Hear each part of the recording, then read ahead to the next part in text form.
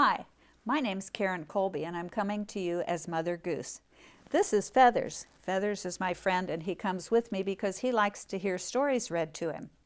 We're wearing masks because of the coronavirus, and I'll be taking mine off because I'm not in a classroom.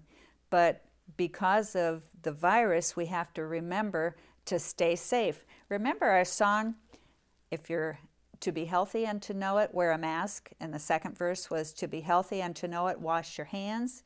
And the third verse was to be healthy and to know it, stand apart. So we have to remember all those things still. But I'm going to take my mask off and read a story today that is a fairy tale.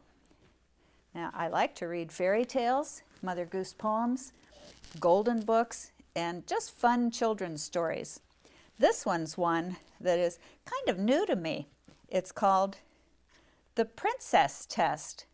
Now, remember, when we read some of these fairy tales, you have to use your imagination because magic doesn't really occur. Castles, there are castles, but not too many people live in castles anymore. So a lot of things are pretend.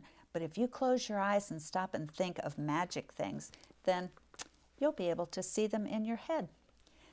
Listen to our story and see if there's a message in here. Some of the fairy tales have a message. See if you can find out what the message is in this one.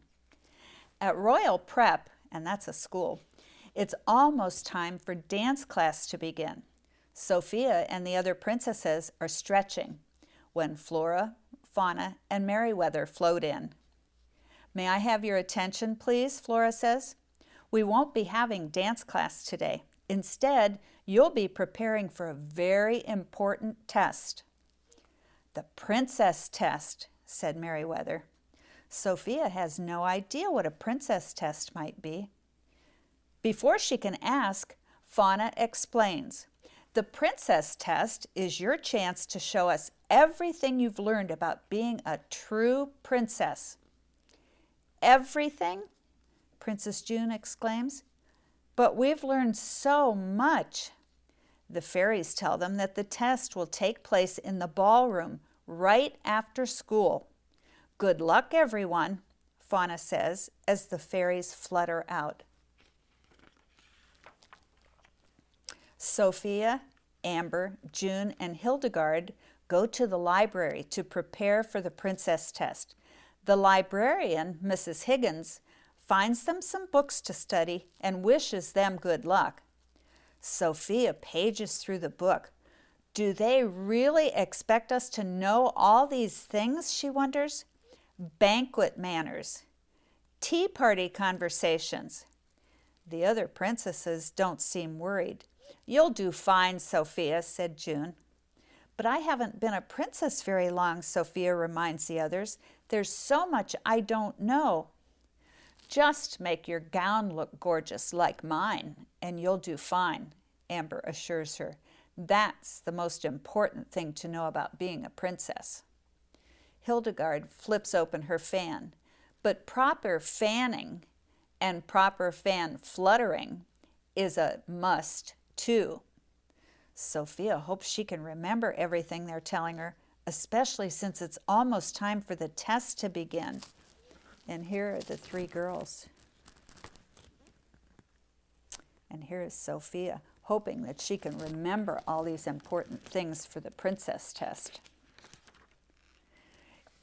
"You go ahead," Sophia said, as the others head for the ballroom. "I want to make sure that my dress looks perfect." The other princesses pass Mrs. Higgins. "Princess Amber," the librarian calls, "can you help me out?" "I wish I could," Mrs. Higgins, Amber replies, "but the princess test is about to start." "I understand, dear," Mrs. Higgins says. She asks June and Hildegard to help too. Both girls apologize and hurry past her. Finally, Sophia comes along. "What's the matter, Mrs. Higgins?" she asks. "Oh, thank you for stopping," the librarian cries. "I have to bring these books home, but my wheelbarrow broke and I can't carry them all myself. Will you help me? I don't live far, just down the path a wee bit." Sophia glances toward the ballroom, not sure what to do. Mrs. Higgins smiles hopefully. Sophia smiles back. "Of course I'll help you," she said. She's sure she still has enough time before the princess test starts. The two of them gather the books up and head off down the path. Before long, Mrs. Higgins points ahead. "My cottage is right across the bridge." "Oh, huckleberries," she exclaims. "A tree has fallen across the footbridge." "Well, how are we going to get to your cottage then?" Sophia said. "Well, there's another way," Mrs. Higgins says, "but it'll take a little bit longer." Sophia gulped. "Longer? But that might make me late for the princess test." "I understand if you need to go back," Mrs. Higgins said. "I'll be okay on my own."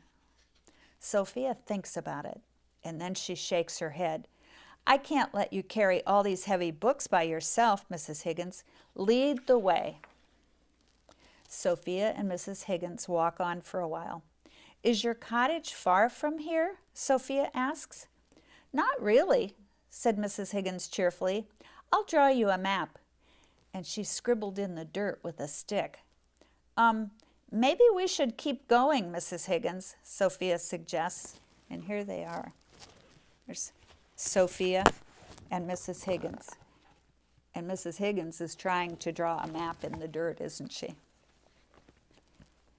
"Yes, indeed," Mrs. Higgins gestures toward a narrow path between two boulders. "After you, my dear." Sophia steps forward, and then she stops. "I'm so sorry," she said. "A proper princess would say, 'After you.'" Mrs. Higgins smiles. "You are a proper princess." "Not really," Sophia sighs. "I wasn't born a princess, so sometimes I feel like I have to keep proving that I belong." Mrs. Higgins pats her shoulder. "From what I've seen, Sophia, I think you would make a wonderful princess." Sophia and Mrs. Higgins continue on their way. Soon they reach a rushing stream. "Where's the bridge?" Sophia asks. Mrs. Higgins chuckled. "We don't need a bridge. We can walk across the rocks." Just then, Sophia hears the school bell ring in the distance. "Oh no, the princess test is starting. I'd better hurry." "Follow me," said Mrs. Higgins. And Mrs. Higgins skipped across the stream on the rocks. Sophia follows, but the rocks are slippery and her fan flies into the water. "Oh, my fan!" cried Sophia, watching the water swirl her fan away from her. Hildegard said that the fan is a really important part of the princess test. Now I've lost it and I'm late. What am I going to do? And here's a picture of Sophia, and her fan is floating away from her down the stream.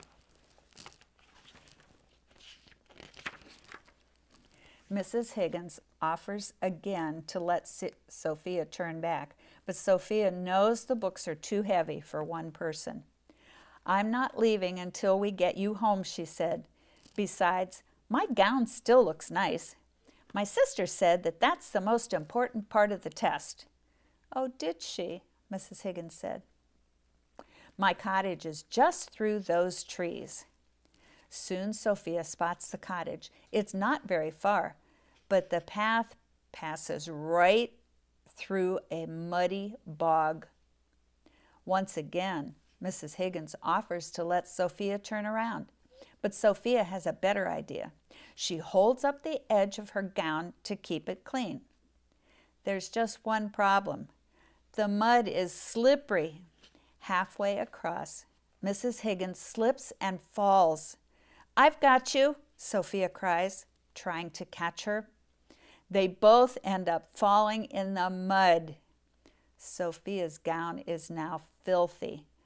"I'm so sorry, Sophia," Mrs. Higgins said, "but I couldn't have made it home without you. Thank you."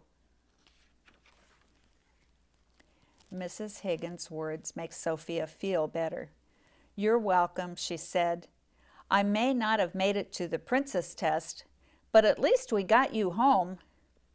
Don't give up on that test yet, Mrs. Higgins said. Come this way. She leads Sophia into her cottage, which transforms into the royal prep ballroom. All the other princesses are already there, along with Flora and Merryweather. Sophia, Amber exclaims, where did you come from, and what happened to your dress? Sophia's confused, especially when she sees a second Mrs. Higgins standing nearby. The first Mrs. Higgins pulls out a wand and transforms into Fauna. I used magic to make myself look like Mrs. Higgins, Fauna explains. It's all part of the princess test. One of the most important things about being a princess is kindness. A true princess always helps a person in need. Flora nods, even if it means giving up something very important to you. Amber and the other princesses all end up doing well on the princess test. The fairies reward them with sparkling silver stars. But Sophia was the only one who stopped to help Mrs. Higgins, so she won a special gold trophy. Can I hold it? Amber said eagerly. Oh, Amber, Sophia giggles, glad to know that she really does belong. And here is a picture of Sophia and Amber and the gold trophy. Do you know what the lesson was in this story, boys and girls? It was you need to be kind, you need to help other people, and Sophia was that. She stopped to help Mrs. Higgins, didn't she? And she was rewarded. Stop and think of that the next time someone asks for help. Stop and think if you can help somebody else out. I'll be back, boys and girls.